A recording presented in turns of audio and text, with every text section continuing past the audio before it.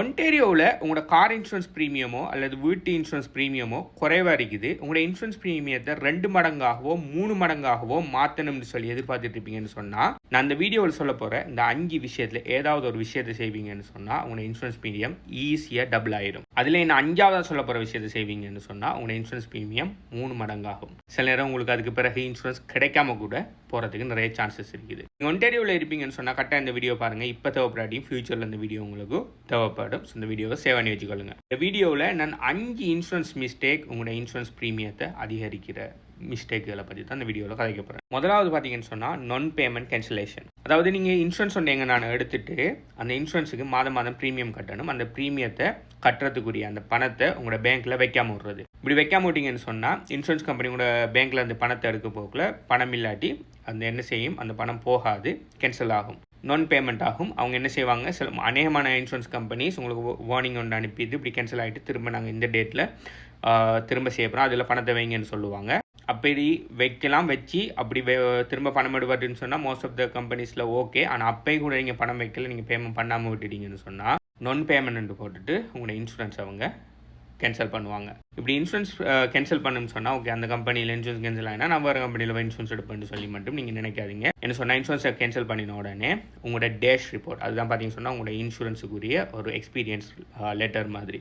நீங்கள் எங்கெங்கெல்லாம் இன்சூரன்ஸ் எடுத்துறீங்க, எந்தெந்த பாலிசியெல்லாம் வச்சுருந்துறீங்க, உங்களோட எத்தனை அட் ஃபால்ட் ஆக்சிடென்ட் இருக்குது, என்ன விஷயம் எல்லாத்தையுமே உங்களோட டேஷ் ரிப்போர்ட்டை ஃபுல் பண்ணினா நாங்கள் எல்லாருமே பார்க்கலாம். ஸோ நீங்கள் நான் பேமெண்ட் ஆகினோடனே அந்த particular insurance company cancel due to நான் பேமெண்ட்னு சொல்லி உங்களோட இன்சூரன்ஸை கேன்சல் பண்ணிவிட்டு உங்களோட டேஷ் ரிப்போர்ட்டில் ஆட் பண்ணி விட்ருவாங்க. இப்படி டேஷ் ரிப்போர்ட்டில் ஆட் ஆகினிக்குன்னு சொன்னால் உங்களுக்கு இன்னொரு கம்பெனி இன்சூரன்ஸ் தரத்துக்கு பின்வாங்குவாங்க. அப்படி இல்லாட்டி இன்சூரன்ஸ் தந்தாலும் நீங்கள் வளமையாக பே பண்ணின அமௌண்ட்டை விட 2 மடங்கு 3 மடங்கில் தான் உங்களுக்கு தருவாங்க. உதாரணத்துக்கு நீங்கள் $400 பே பண்ணிட்டு இருந்த ஒரு ஆள் நான் பேமெண்ட்டால் உங்களுக்கு இன்சூரன்ஸ் கேன்சல் ஆகினா திரும்ப நீங்கள் இன்சூரன்ஸ் எடுக்க போகக்குள்ள லோ ரிஸ்க் மார்க்கெட்டில் இன்சூரன்ஸ் தர மாட்டாங்க. ஹை ரிஸ்க் மார்க்கெட்டில் தந்தாலும் உங்களுக்கு $800 $1000 மேலே நீங்கள் மந்த்லி ப்ரீமியம் கட்ட வேண்டி வரும். அதாவது மோர்கேஜ் பேமெண்ட் கட்டுற மாதிரி இன்சூரன்ஸ் பே பண்ண வேண்டி வரும். ஸோ உங்களோட இன்சூரன்ஸ் ப்ரீமியம் கடும் குறைவாக இருக்குது, அதை கூட்டணும்னு சொல்லி நீங்கள் எதிர்பார்த்துட்டு ஒரு ஆளாக இருப்பீங்கன்னு சொன்னால் கட்டாயம் நீங்கள் நான் பேமெண்ட்டுங்கிற இந்த மிஸ்டேக் பண்ணீங்கன்னு சொன்னால் கட்டாயம் உங்களோட இன்சூரன்ஸ் ப்ரீமியம் கூடும். நான் பர்சனலாக நான் பேமெண்ட் இருக்கிறாங்களுக்கு இன்சூரன்ஸ் ரைட் பண்ணுறதில்ல. எனக்கிட்ட நான் வந்து என்கிட்ட நான் பேமெண்ட் இருக்குதுன்னு சொன்னால் அவங்க ஸ்ட்ரைட்டாகவே அவங்கள்ட்ட சொல்லிடுவேன்,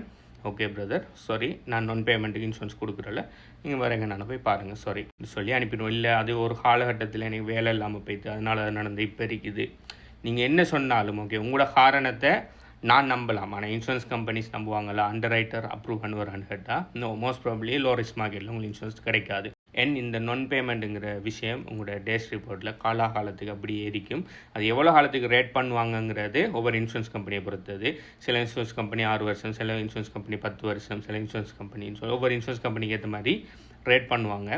ஆனால் உங்களோட ரிப்போர்ட்டில் அந்த நான் பேமெண்ட் காலாகாலத்துக்கு மிதிக்கும். இந்த ஃபர்ஸ்ட் கார் இன்சூரன்ஸோட மந்த்லி ப்ரீமியம் பார்த்தீங்கன்னு சொன்னால் $650. அந்த டைமில் நான் கனடாவுக்கு வந்த புதுசு ஸ்டில் சாப்பாட்டுக்கு காசு இல்லாட்டியும் இன்சூரன்ஸுக்குரிய ப்ராப்பர் மணியை பேங்க்கில் மெயின்டைன் பண்ணுவேன். அந்த டைமில் நான் பேமெண்ட்டுங்கிறது இவ்வளோ பெரிய பிரச்சனைன்னு சொல்லி எனக்கு தெரியலை. இருந்தாலும் ஏதோ அந்த டைமில் நான் இன்சூரன்ஸ் புரோக்கர் இல்லை, இருந்தாலும் ஏதோ என்ற நல்ல நேரம் எந்த விதமான பேமெண்ட் மிஸ்ஸுமே நான் பண்ணினதில்லை. என்கிட்ட இன்சூரன்ஸ் எடுத்து பைண்ட் பண்ணின ஆட்களுக்கும் என் கஸ்டமர்ஸுக்கும் நான் சொல்கிற ஒரே ஒரு விஷயம், என்ன நடந்தாலும் சரி நான் பேமெண்ட் மட்டும் வராமல் பார்த்துக்கொள்ளுங்க. அதாவது நம்மளுக்கு ஆக்சிடென்ட் நடக்கிறது, அட் ஃபால்ட்டில் ஆக்சிடென்ட் நடக்கிறது, மற்றது போலீஸ் டிக்கெட் தர்றது, இதெல்லாம் பார்த்தீங்கன்னு சொன்னால் நம்மளோட கண்ட்ரோலில் இல்லை. ஸ்டில் நம்மளோட கண்ட்ரோலில் இருக்குதான், நம்ம நல்லா போகணும் தான்.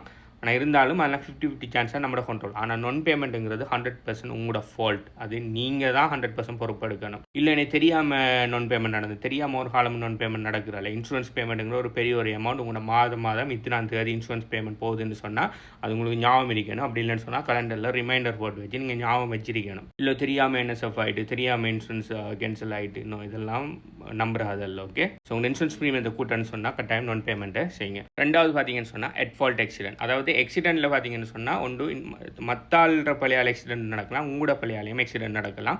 அது யாரில் பிள்ளைங்கிறது கிளைம் அட்ஜஸ்டர் மாதிரி முடிவெடுப்பாங்க. அப்படி உங்களில் பிள்ளைன்னு சொல்லி வந்துட்டுன்னு சொன்னால் அடுத்த வருஷ இன்சூரன்ஸ் ப்ரீமியம் பார்த்தீங்கன்னு சொன்னால் ஒரு வருஷம் தான் இன்சூரன்ஸ் எடுக்கிறப்ப அடுத்த வருஷம் இன்சூரன்ஸ் ப்ரீமியம் உங்களுக்கு கூடும். கிட்டத்தட்ட நார்மலாக ஒவ்வொரு ஆக்களோட ப்ரொஃபைலை பொறுத்து கூடும். உங்களுக்கு நிறைய எக்ஸ்பென்சிவ்னு சொன்னால் கொஞ்சம் கூடும், நீங்கள் புது டிரைவராக இருக்கீங்கன்னு சொன்னால் பயங்கரமாக கூடும். ஆல்சோ நீங்கள் இன்சூரன்ஸுக்கு புதுசாக எடுத்தீங்க, இப்போ கனடாவுக்கு வந்து புது ஆள் நீங்கள், உங்களுக்கு 6 வருஷத்துக்குள்ளேயே அட் ஃபால்ட் ஆக்சிடென்ட் வந்துட்டுன்னு சொன்னால் நீங்கள் ஹை ரிஸ்க் டிரைவருக்குள்ள மாதிரி நார்மல் மார்க்கெட்டில் உங்களுக்கு இன்சூரன்ஸே ப்ரொவைட் பண்ண மாட்டாங்க. ஆனால் இதிலேருந்து தப்பிக்கிறதுக்கு ஒரு வழி இருக்குது. நீங்கள் இன்சூரன்ஸ் போடக்குள்ளேயே உங்களோட இன்சூரன்ஸ் கம்பெனிகிட்ட ஆக்சிடென்ட் ஃபர்கிவ்னஸ்ங்கிற ஒரு கவரேஜ் ஒன்று இருக்கான்னு சொல்லி கேளுங்க. நார்மலாக பார்த்தீங்கன்னா சொன்னால் ஒரு $40 $50 தான் இயற்கை வரும். இயற்கை $40 $50 அப்படிங்கக்குள்ள உங்களுக்கு மாதம் ஒரு $5-10 கூட கூடாது. ஓகே, உங்களோட ப்ரீமியம் இயற்கை $40-50 அந்த கவரேஜ் நீங்கள் சொன்னால் கட்டாயம் அந்த கவரேஜை எடுத்துக்கொள்ளுங்க. அந்த கவரேஜ் இருக்குன்னு சொன்னால் நாளைக்கு உங்களோட ஃபால்ட் இல்லை ஃபால்ட் எக்ஸ் நடந்தாலும் அதே இன்சூரன்ஸ் கம்பெனியில் ரினியூ பண்ணக்குள்ள உங்களோட இன்சூரன்ஸ் ப்ரீமியம் கூடாது. இதுக்கு மட்டுமே தனி ஒரு வீடியோ போட்டிருக்கிறேன். எப்படி ஒரு இன்சூரன்ஸ் ப்ரீமியம் $400 $800 மாறினது தவிர்க்கப்பட்டிக்குன்னு சொல்லி அதுக்குன்னு சொல்லி ஒரு வீடியோ போட்டிருக்கேன். இந்த கீழே இருக்கிற அந்த பிளேலிஸ்ட்டில் போய் பார்த்துக்கொள்ளுங்க. ஸோ உங்களோட இன்சூரன்ஸ் ப்ரீமியம் குறையறி கூட்டணும்னு சொன்னால் ஃபால்ட் ஆக்சிடென்ட் உண்டு இல்லை மாட்டினீங்கன்னு சொன்னால் இன்சூரன்ஸ் ப்ரீமியம் அடுத்த வருஷம் கட்டாயம் கூடும். அந்த கவரேஜ் உங்கள்கிட்ட ஆக்சிடென்ட் ஃபர்கிவ்னஸ் கவரேஜ் இருக்குன்னு சொன்னால் அதை ரிமூவ் பண்ணி விட்டீங்கன்னு சொன்னால் அடுத்த வருஷம் தாராளமாக கூடிடும். மூணாவது பார்த்தீங்கன்னு சொன்னால் மைனர் கன்விக்ஷன் என்னன்னு சொன்னால் போலீஸ் உங்களுக்கு டிக்கெட் தரது. அதாவது drunk and drive, careless drive அந்த மாதிரியான மேஜர் கன்விக்ஷனை கதைக்கல. சும்மா ஸ்பீடிங் டிக்கெட், அதாவது சின்ன ஸ்பீடிங், அதாவது 50 போகிறோட 60 போய்த்தீங்க உங்களுக்கு ஒரு டிக்கெட் தந்துட்டு, அதாவது அடுத்தது ரைட் இதில் ஈல்ட் ஆகாமல் பிடிச்சி விட்டு விட்டீங்க, அப்படியான சின்ன கன்விக்ஷன் எல்லாம் மைனர் கன்விக்ஷன் சொல்லுவாங்க. இந்த மைனர் கன்விக்ஷன் டிக்கெட் ஒன்று உங்களுக்கு போலீஸ் டிக்கெட் கிடைக்கணும்னா போலீஸ் டிக்கெட் $60-70 தான் இருக்கும். அதை நீங்கள் பே பண்ணிடுவீங்கன்னு சொன்னால் அடுத்த வருஷம் இன்சூரன்ஸ் ப்ரீமியம் கிட்டத்தட்ட 30-50-80% வரையும் கூடும். அதாவது $300 நீங்கள் இன்சூரன்ஸ் ப்ரீமியம் இருக்கணும்னா அடுத்த ரினியூவலுக்கு பார்த்தீங்கன்னா $500-600-700 வரைக்கும் போகிறதுக்கு சான்ஸ் இருக்குது. இதை பார்த்தீங்கன்னு சொன்னால் மோஸ்ட் ஆஃப் த கம்பெனிஸ் 3 வருஷத்துக்கு ரேட் பண்ணுவாங்க. டிக்கெட்டை அதாவது டிக்கெட் எடுத்ததுலேருந்து இல்லை, டிக்கெட்டை கன்விக்ட் ஆகினதுலேருந்து 3 வருஷத்துக்கு உங்களோட இன்சூரன்ஸ் ப்ரீமியத்தை அதுக்கேற்ற மாதிரி ஹை ரிஸ்க் டிரைவர் மாதிரி தான் அதை ட்ரீட் பண்ணி உங்களோட இன்சூரன்ஸ் ப்ரீமியத்தை கூட்டுவாங்க. இதுலேருந்து தப்பிக்கிறதுக்கு ஒரு வழி இருக்குது. மைனர் கன்விக்ஷன் ப்ரொடெக்ஷன் ஒரு கவரேஜ் ஒன்று இருக்குது. அதுவும் $40-50 வரும். அது உங்களோட கவரேஜில் இருக்கும்னு சொன்னால் உங்களுக்கு டிக்கெட் கிடைச்சா ஒரு டிக்கெட்டுக்கு அடுத்த வருஷத்துக்கு அதே சேம் கம்பெனியில் உங்களோட இன்சூரன்ஸ் ப்ரீமியத்தை கூட்ட மாட்டாங்க. ஸோ உங்களோட இன்சூரன்ஸ் ப்ரீமியத்தை கூட்டணும்னு எதிர்பார்ப்பீங்கன்னு சொன்னால் மைனர் கன்விக்ஷன் ப்ரொடெக்ஷன் கவரேஜ் இருக்குன்னு சொன்னால் அதை ரிமூவ் பண்ணி போட்டு போலீஸ்கிட்ட டிக்கெட் எடுப்பீங்கன்னு சொன்னால் ஈஸியாக டபுள் பண்ணலாம் உங்கள் இன்சூரன்ஸ் ப்ரீமியத்தை. 4வது பார்த்தீங்கன்னு சொன்னால் நோ டிப்ரிசியேஷன் ப்ரொடெக்ஷன். இது இன்சூரன்ஸ் ப்ரீமியத்தை கூட்டுற வழி இல்லை. அதாவது உங்களோட காரை வேர்த்தை லாஸ் பண்ணுற ஒரு கன்செப்ட் உண்டு. அதாவது நீங்கள் காரை பிராண்ட் நியூ ஒரு கார் ஒன்று வாங்கினீங்கன்னு சொன்னால் நீங்கள் காரை வாங்கி வெளியால் எடுத்த உடனே அந்த காரோட ப்ரைஸ் குறைய ஆரம்பிச்சிடும். கார் டிப்ரிஷியேட் ஆக ஆரம்பிக்கும். Depreciating asset. ஓகே, நீங்கள் ஒரு கார் உண்டு $50,000 வாங்குவீங்க. அந்த காரை நீங்கள் ஒரு 2 வருஷத்துக்கு ஓடுறீங்க. இப்போ கரண்ட் அதோட வேர்த் பார்த்தீங்கன்னு சொன்னால் $30,000 வந்துட்டு இப்போ ஆக்சிடென்ட் உண்டாகி ஃபுல் கார் ரைட் ஆஃப் ஆகிட்டு அப்படி இல்லைன்னு சொன்னால் கார் கலவு போய்த்துன்னு சொன்னால் இன்சூரன்ஸ் கம்பெனிஸ் உங்களுக்கு எவ்வளோ பே பண்ணுவாங்கன்னு சொன்னால் $30,000 தான் பே பண்ணுவாங்க. ஆனால் உங்களோட கார் நீங்கள் வாங்கின ப்ரைஸ் $50,000. அப்போ $20,000 நீங்கள் லொஸ்ட் ஆகுறீங்க. நான் இது டிப்ரிசியேஷன் ப்ரொடெக்ஷன் சொல்லி ஒரு கவரேஜ் ஒன்று இருக்குது. இது பார்த்தீங்கன்னு சொன்னால் நார்மல் இன்சூரன்ஸ் கம்பெனி 2 வருஷம் இல்லாட்டி 4 வருஷத்துக்கு கொடுப்பாங்க. இந்த கவரேஜை நீங்கள் ஆட் பண்ணுவீங்கன்னு சொன்னால் அந்த 2 to 4 வருஷத்துக்கு இடையில் நீங்கள் உங்களோட கார் ஃபுல் ரைட் ஆஃப் ஆகினாலோ அப்படி இல்லைன்னு சொன்னால் களவு போனாலோ உங்களோட இன்சூரன்ஸ் கம்பெனி உங்களோட கார் வாங்கின ரேட்டை தருவாங்க. டெக்ஸ் ஃபீஸ் எல்லாம் இல்லாமல் ஜஸ்ட் காரில் பிராண்ட் நியூ பர்த்தை தருவாங்க. ஸோ உங்களுக்கு அதை வச்சு பேலன்ஸ் அடிக்கிற ஃபைனான்ஸையோ அதை பே பண்ண நீங்கள் ஃபுல் காசு எடுத்திருந்தால் திரும்ப அந்த ஃபுல் காசை வச்சு புது கார் ஒன்று எடுக்கிறது உங்களுக்கு ஈஸியாக இருக்கும். அப்படி இல்லாட்டி 30,000 தான் உங்களுக்கு கிடைக்கின்றோன்னா அதுக்கு ஏற்ற மாதிரி தான் திரும்ப ஒரு லோ லெவல் காரை வாங்கணும், இல்லாட்டி திரும்ப ஃபைனான்ஸ் போட்டு நிற்கணும். ரைட். ஸோ இது ப்ரீமியம் இன்க்ரீஸ் பண்ணுறதில்ல. உங்களோட காரை வேர்த்தை குறைக்கணும்னு சொன்னால் நீங்கள் டிப்ரிசியேஷன் ப்ரொடெக்ஷன்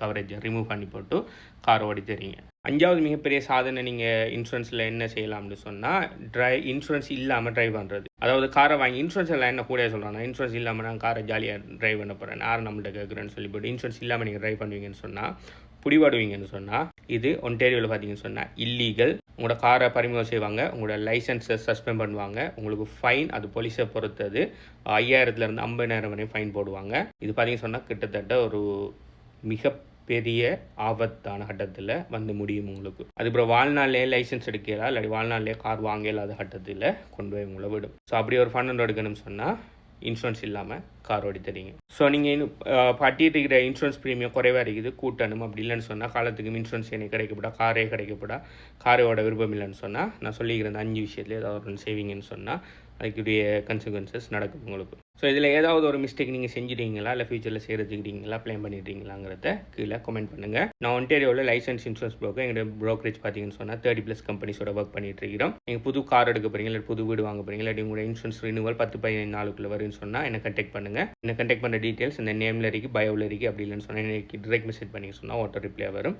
பெஸ்ட்டான ரேட் ஒன்று நான் செக் பண்ணி சொல்லுவேன். பை.